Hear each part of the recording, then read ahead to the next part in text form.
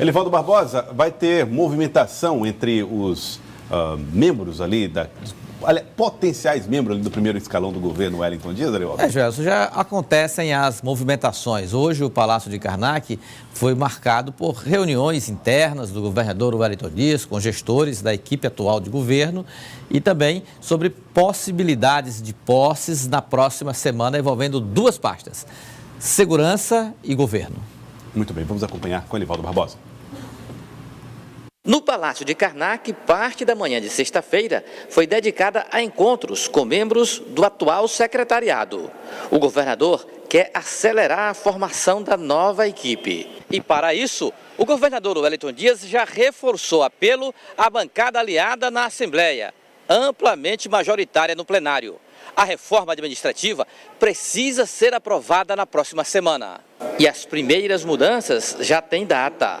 Dia 29 de março, próxima sexta-feira, com posses nas secretarias de Segurança e de Governo. O governador já definiu, eu já conversei com ele e com o deputado Fábio Abreu. Logo conversarei com o ex-deputado Osmar Júnior. O secretário Fábio Abreu será convidado pelo governador para ser secretário de Segurança, já aceitou, aliás, já combinamos a vinda dele no dia 28 e a minha ida para Brasília no dia 28 próximo.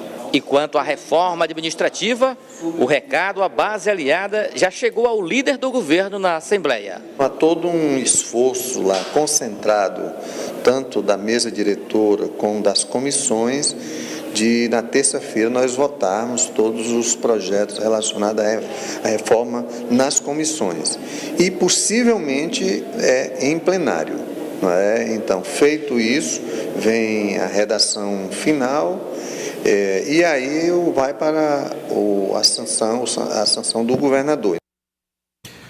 Bom, aí está. Agora, uma vez que o projeto está bem encaminhado, é possível se imaginar que o governo já tem a ideia de como ficará o seu secretariado, a sua composição, pelo menos em número de cargos, em número de funções que estarão ali disponíveis. Aqui ao nosso lado está o deputado federal, Merlong Solano, que será deputado federal em função de assumir essa cadeira. Deputado Merlong Solano, seja bem-vindo aqui ao Jornal do Piauí. Bom, já foram definidas aí algumas pastas. É possível dizer que o governador Wellington Dias já tem praticamente todos os nomes definidos, faltando apenas a divulgação desses nomes? Já tem boa parte definida, mas o Wellington sempre do diálogo até o último momento.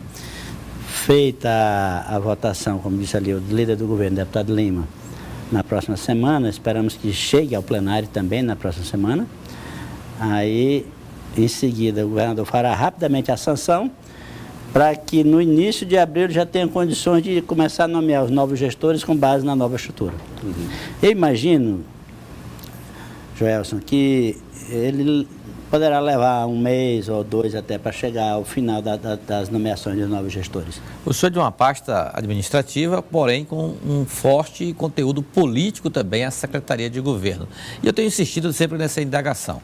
A relação da base, que cresceu, e dos cargos que serão reduzidos, sobretudo aí no primeiro e segundo escalões. Como é que vai compatibilizar esse desencontro de quantidade entre básica e posições disponíveis para agasalhar todo mundo? Muito diálogo, muita conversa, números na mesa e objetivos a serem atingidos de maneira pactuada, né? Que objetivos, por exemplo? Pasta a pasta? Manter o Piauí como estado que não desorganiza a sua situação financeira completamente para ir para o atraso da folha de pagamento, a total inviabilização de investimentos, é um objetivo. Resgatar a capacidade de investimento, inclusive atendendo os legítimos pedidos dos deputados, manter a capacidade de liberar as emendas, enfim, mudar um pouco, Elivaldo, a visão. Os deputados têm a nobre missão de ser membro do governo também sendo deputado e tendo benefícios por isto, porque conseguirão, na medida em que o governo consiga funcionar, levar benefícios para as suas bases políticas, que é uma coisa absolutamente legítima. Esses números foram apresentados ontem na Assembleia Legislativa, um crescimento de 9% na arrecadação e, mesmo assim, a manutenção de um arroxo para evitar, por exemplo, reajustes aos servidores. Os servidores da UESP estão aí pedindo aumentos salariais. Tudo isso está suspenso por enquanto? Tudo. O déficit, o problema do Piauí não é o crescimento da receita própria. a nossa receita própria, em razão de uma severa disciplina e organização na área tributária e das medidas que nós adotamos lá em 2017, nós tivemos coragem de fazer algumas medidas de ajuste em relação a aumentar tributos, em relação a estabelecer um teto para os gastos na área de custeio e de pessoal. Nosso problema, Joelson, é o crescimento muito limitado da economia como um todo no país, reduzindo a transferência do Fundo de Participação, e o problema estrutural da Previdência do Estado. Muitos dos que são aposentados hoje vêm de um regime anterior do passado em que muitos nem sequer contribuíram. Há uma massa acumulada de benefícios que a arrecadação atual não consegue suprir. A contribuição dos servidores, mais a contribuição normal do Estado. O déficit em 2018 foi de 1 bilhão e 50 milhões. Projeção este ano para 1,2 bi. Projeção para 1,2, você tem razão.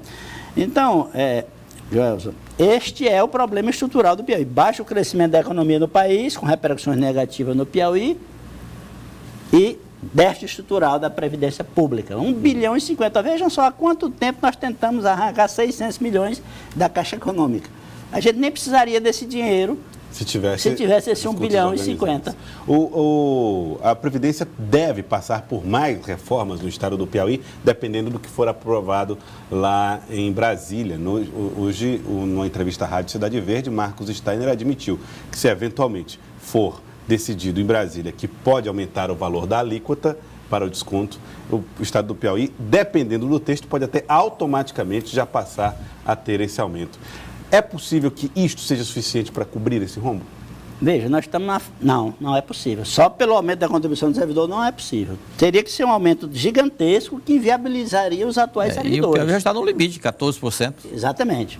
Então, veja só, nós já fizemos aqui coisas que o governo federal não teve condição política de fazer ainda. Nós aumentamos a contribuição de 11 e 12 para 14%, a do Estado de 22% para 28%.